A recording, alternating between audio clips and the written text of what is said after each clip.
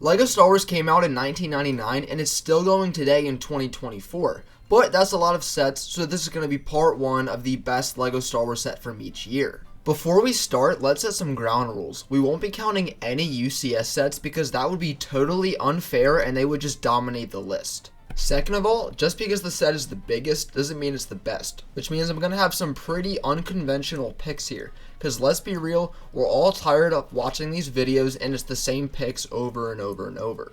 1999 was the first year for LEGO Star Wars, and it was a bit of a rough year, but some of the sets were solid like the Gungan Sub and then the TIE Fighter and X-Wing. But my favorite set of the year has to be the Mos Espa Pod Race. It retailed for $90 and had 896 pieces.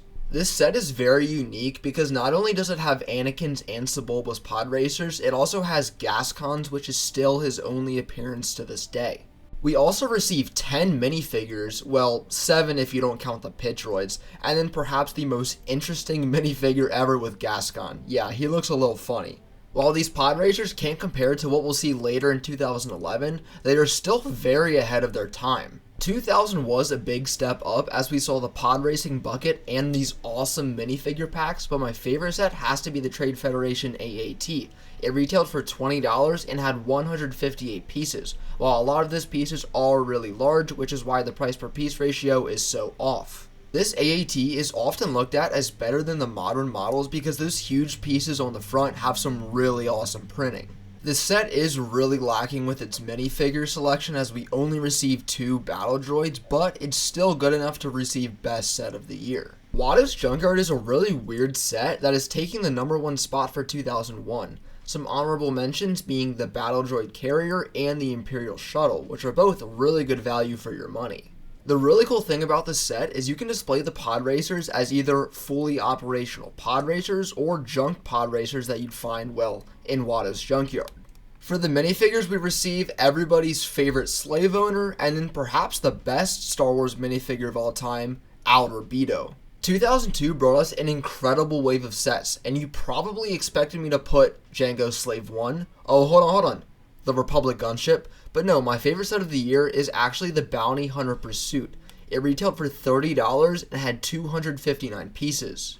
The reason I chose this set over the gunship or the Slave 1 is because they would both look so ugly if they were remade today, but the Bounty Hunter Pursuit still holds up with today's standards. The chrome pieces and the printing looks absolutely incredible on this set. Also, Zam Wesell is only one of 2 sand purple minifigures to ever exist. If you didn't know, LEGO was on the verge of bankruptcy, so they made a ton of budget cuts, which led to the discontinuation of Sand Purple, Sand Red, and many other colors. The Anakin and Obi-Wan are also very nice, and this is just a very solid overall set. 2003 was a bit of a slower year for LEGO Star Wars, honorable mention to the AT-AT, but the best set of the year has to go to the most overrated set of all time, being Cloud City. It retailed for $100 and had 698 pieces. The reason I say this LEGO set is overrated is because it goes for $10,000 nowadays, but the build doesn't even look that good. We see the build go from the carbon freezing chamber to the dining room to where Luke fights Vader, and then on the back we also receive a landing pad. That being said, we don't receive a Slave 1 or anything else to go on it. And with the crazy $100 price point, which would be even more now in 2024, I feel like we definitely should have seen something else.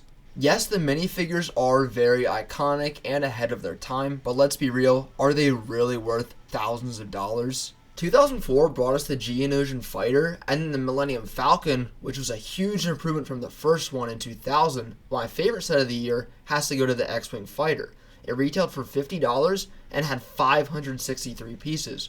The thing that makes this unique is it also came with a small Yoda's Hut build. While the modern Yoda's Hut obviously looks a lot better, this one just has a certain charm that you can't find nowadays. The X-Wing isn't that much of an improvement from 1999, but I really like the leaf pieces that really tell you this came out of a swamp. If you're watching this far, you probably like LEGO, you probably like Star Wars, which means you should hit that subscribe button. Well, it'll make me happy, and I'll give you hours of enjoyment. Is that fair? LEGO Star Wars in 2005 was miles above any other year we've seen, which made it really difficult to choose my favorite set. Honorable mentions to the ARC 170 Ultimate Space Battle, and I was really tempted to put the Sandcrawler, but my favorite set has to be the Turbo Tank, retailed for $90 and had 801 pieces. Standout figures are that awesome Kashyyyk Trooper, which goes for a lot of money nowadays, and then the light up Mace Windu.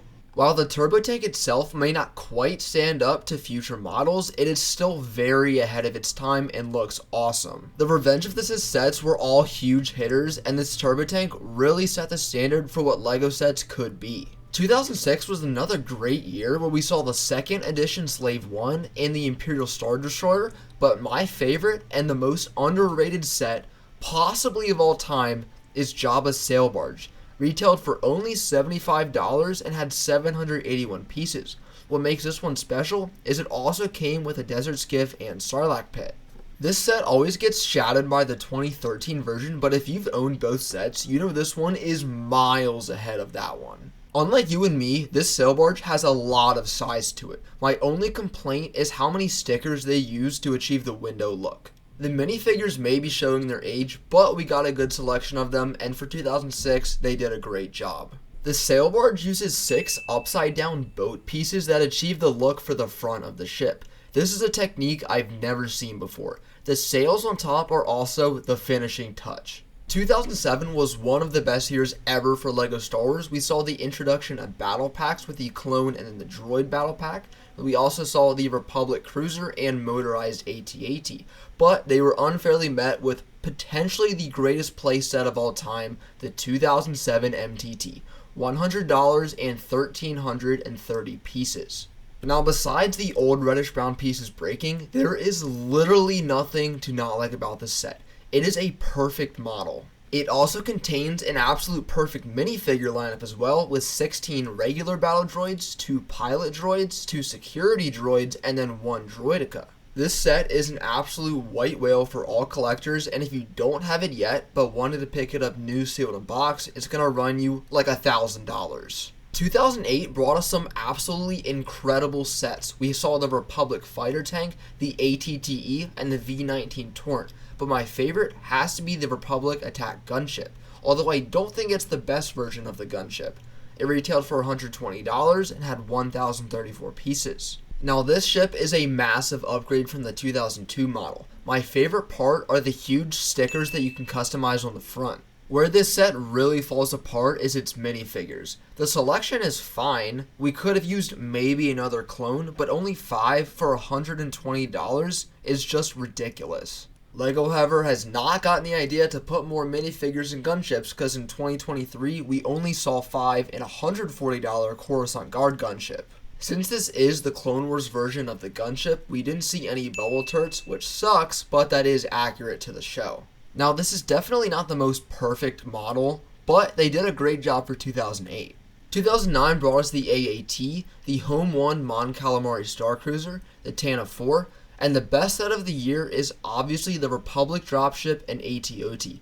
But I thought that was unfair since it's technically not a UCS set, so I'm going to give it to the Clone Walker Battle Pack. For only $12, this was the perfect set to build your Phase 1 Grunt army.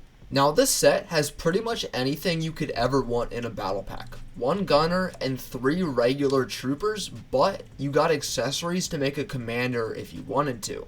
The Walker build is also pretty nice, but who really cares? You're buying this for the clone troopers. 2010 was really difficult to choose a set, as we saw the Turbo Tank, the 3rd edition Slave One, and Cad Bane's Speeder. But my favorite set is actually going to be the ARC 170. Retailed for $60 and had 396 pieces. This is one of the few sets on this list where I am fortunate enough to own this set. It has a really cool function where you can open up the wings by spinning a Technic gear on the back. As beautiful as this set is, it's not without its flaws. It's a very fragile model, and we see Kit Fisto instead of a 3rd clone pilot. I don't know why they do this, and it's a good thing they're fixing it in the brand new ARC 170 that's coming out next year. That being said though, Kit Fisto is a sweet minifig. This model is so good that I honestly don't know how they could do any better. Maybe throw in more Technic and make it sturdier, but honestly looks wise, it's perfection, and for 2010, way ahead of its time. The Clone Trooper Battle Pack, Mandalorian Battle Pack, the Battle of Naboo, and Battle for Geonosis are all really awesome sets that came out of 2011, but my favorite has to be the T6 Jedi Shuttle, which is also my favorite version of this ship. It retailed for $60 and had 389 pieces. The minifigures for this set are pretty mid, but we see our first and only Shaak Ti minifigure, who's got a very beautiful headpiece. The reason this set is so much better than the Ahsoka's T6 Jedi Shuttle is because it's so much bigger. It also has a really nice flick fire missile function that is built into the engines. The main design flaw is the underside of the ship is all anti-studs, which does look pretty ugly. Finally, in 2012, we saw a new version of the Gungan Sub, a new version of the Desert Skiff, Saesee Tiin's Jedi Starfighter, but my favorite set is the Sith Fury class Infiltrator. It retailed for $90 and had 748 pieces.